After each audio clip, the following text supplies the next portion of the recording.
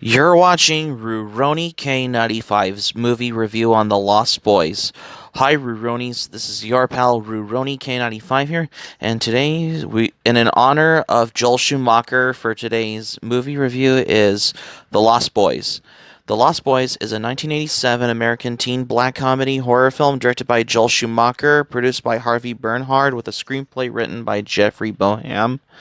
Janice Fisher and James Jeremias wrote the film's story. The film's ensemble cast includes Corey Haim, Jason Patrick, Kiefer Sutherland, Jamie Gertz, Corey Feldman, Diane West, Edward Herman, Alex Winter, Jameson Newlander, and Barnard Hughes. So let's review this movie, The Lost Boys. Let's begin. Michael Emerson and his younger brother Sam travel with their recently he divorced mother Lucy to be in the small beach town of Santa Carla, California, to live with her eccentric father, referred to simply as Grandpa. Michael and Sam begin hanging out at the boardwalk, which is basically filmed at the Santa Cruz Beach Boardwalk in The Lost Boys, which is plastered with flyers of missing people, while Lucy gets a job at a video store run by the local bachelor Max. Michael becomes fascinated by Star, a young woman he spots on the boardwalk, though she seems to be in a relationship with the mysterious David, the leader of a young biker gang. In the local comic book store, Sam meets brothers Edgar and Alan Frog, a pair of self-proclaimed vampire hunters who give him horror comics to teach him about the threat they claim has infiltrated the town. And what you see in the comics store, what you see on the shelf, is the Incredible Hulk comic, which it features Lou Ferrigno as the Incredible Hulk from the 1978 Incredible Hulk TV series on the comic book, especially in The Lost Boys. What you see. Michael finally talks to Star, and she is approached by David, who goes him into following them by a motorcycle gang along the beach until they run off. They reach a dangerous cliff, which Michael almost goes over at the gang's hangout, a sunken luxury hotel beneath the cliff. Yep. David initiates Michael into the group. Star warns Michael that not to drink from an offered bottle, telling him it is blood, but Michael ignores her advice, which later on, David and the others, including Michael, head to a railroad bridge where they hang off the edge of a foggy gorge. One by one, they fall, Michael falling after them. Michael wakes up at home the next day, unaware of how he got there. His eyes are sensitive to sunlight, and he develops a thirst for blood, which leads him to impulsively attack Sam. Sam's dog, Nanook, retaliates, causing Sam to realize that Michael is turning into a vampire by his brother's semi-transparent reflection. Sam is initially terrified, but Michael convinces him that he is not yet a vampire and that he desperately needs help. Michael begins to develop supernatural powers and asks Star for help, but has sex with her shortly afterwards. Sam deduces that since Michael has not killed anyone, he is a half vampire, and his condition can be reversed upon the death of the head vampire.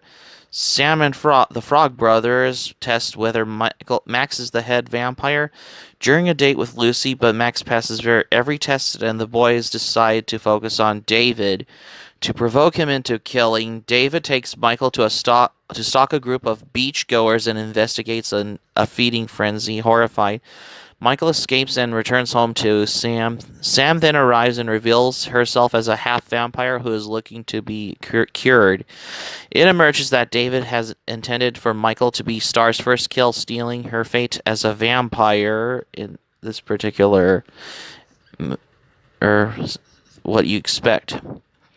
The next day, awakening, Michael leads Sam and the Frog Brothers to the gang's lair. They impale one of the vampires, Marco, with a stake, awakening David and the two others, but the boys escape, rescuing Star and Laddie, a half-vampire child and Star's companion. That evening, while Lucy is on a date with Max, the teens arm themselves with the holy water-filled water guns and a long bow and stakes, barricading themselves in the house. When night falls, David's gang attacks the house. the Frog Brothers and Nanook manage to kill Paul by pushing him into a bathtub filled with garlic and holy water, dissolving him to the bone. Sam is attacked by Dwayne, another vampire, before he shoots an arrow through its heart and into the stereo behind him, electrocuting him and causing parts of his body to explode. Michael is then attacked by David, forcing him to use his vampire force powers, managed to overpower David and impales him on a set of antlers, which almost you could compare that to the Killer Santa impaling the girl played by Lena Quigley did in Silent Night Deadly Night, which I've already covered on my previous movie review on Silent Night Deadly Night. But David got impaled by antlers, which also you compare that to the Silent Night Deadly Night earlier in 1984 before The Lost Boys. However, Michael, Star, and Laddie did not transform back to normal as they had hoped. Lucy then returns home with Max, who is revealed to be the head vampire. He informs that the boys to invite a vampire into one's house renders one powerless over said vampire, leaving them unable to exploit any weakness that the vampire has while there. Explaining why their earlier assumption appears to be incorrect, Max has instructed David to turn Sam and Michael into vampires so that Lucy could not refuse to be transformed herself, as his objective had been to get Lucy to be a mother for his lost boys. As Max pulls Lucy to him, preparing to transform her, and he is killed when Grandpa crashes his Jeep through the wall of the house and impales Max on a wooden fence post, causing him to explode. Michael, Star, and Laddie then return to normal amongst this carnage and debris.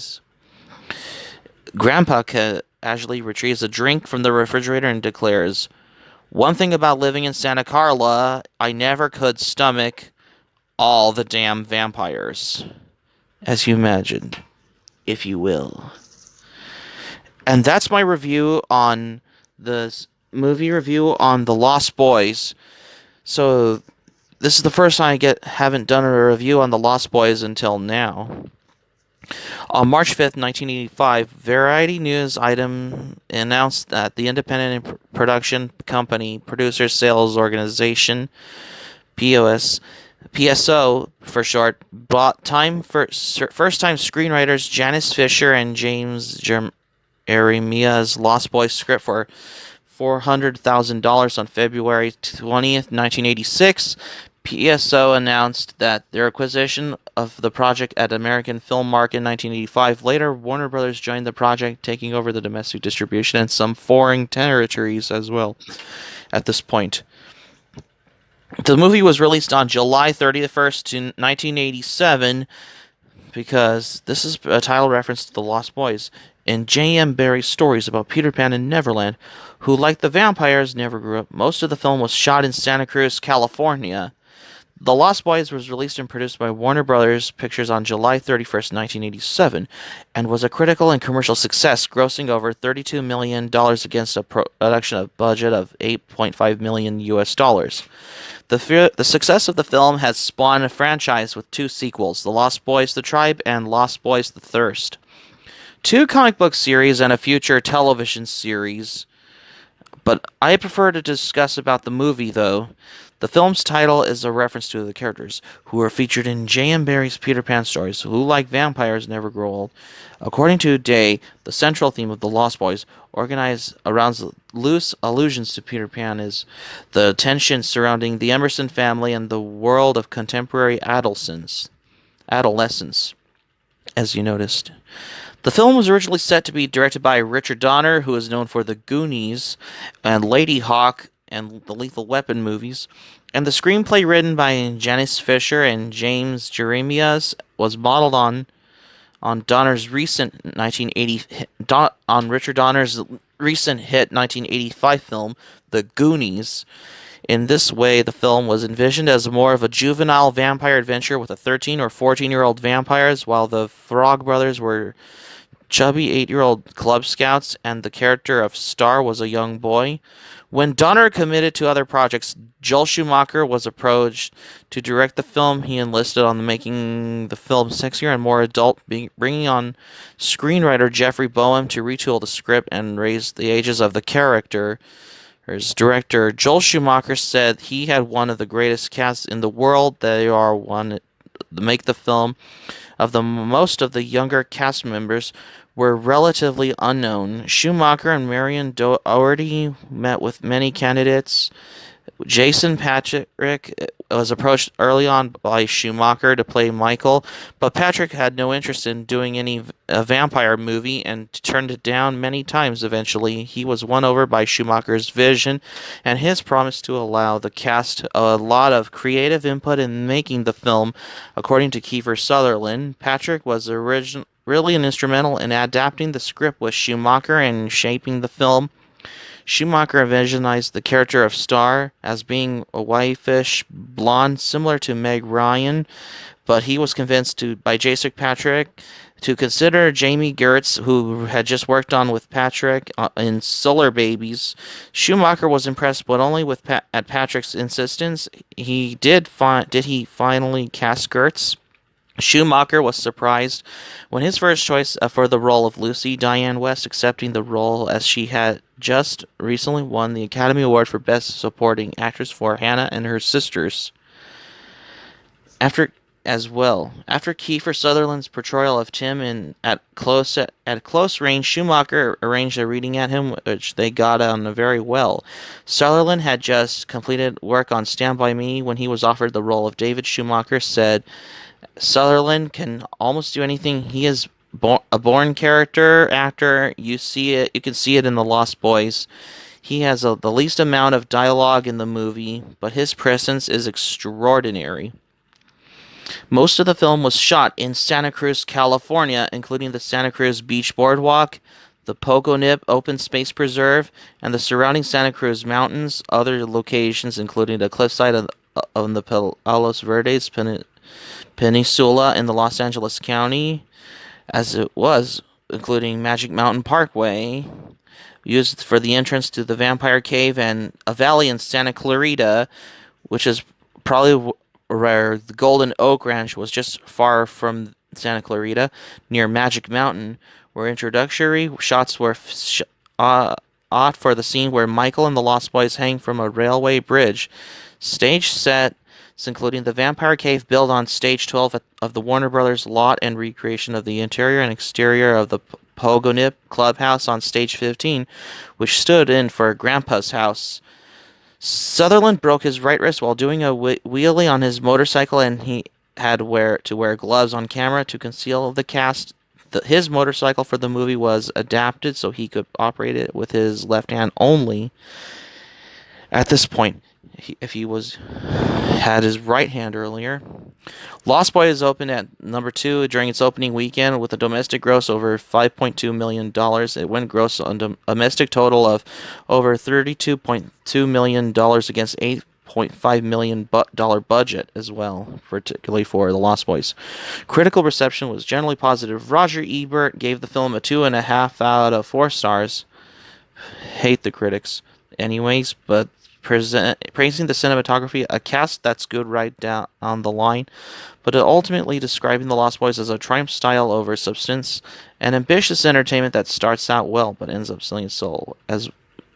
But for me on The Lost Boys, it's just how it is what it is. So that's going to be it for my movie review on The Lost Boys. Thank you for watching, but before we go, here's my thoughts on The Lost Boys.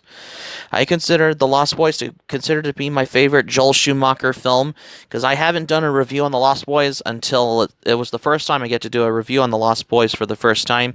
It's been a while since I watched The Lost Boys, because I consider The Lost Boys to be my favorite 80s movies, I guess. Hope subscribe for content. My anime plan link in the description down below. You can share this video on your Twitter, Facebook. If you have Twitter, Facebook account, and all social media, be sure to give this video a thumbs up by clicking on the like button on this video. Feel free to leave in the comments in the comment section. Be sure to subscribe to my channel, RuRoniK95. Feel free to join my channel, especially if you're new to my channel. Hit the notifications bell button, and I got another movie review coming up. What I got in plan for upcoming movie review. Stay tuned for my next movie review. I got another movie based on a Stephen King novel with my movie review on Silver Bullet. Stay tuned for my next movie review on Silver Bullet. Until next time.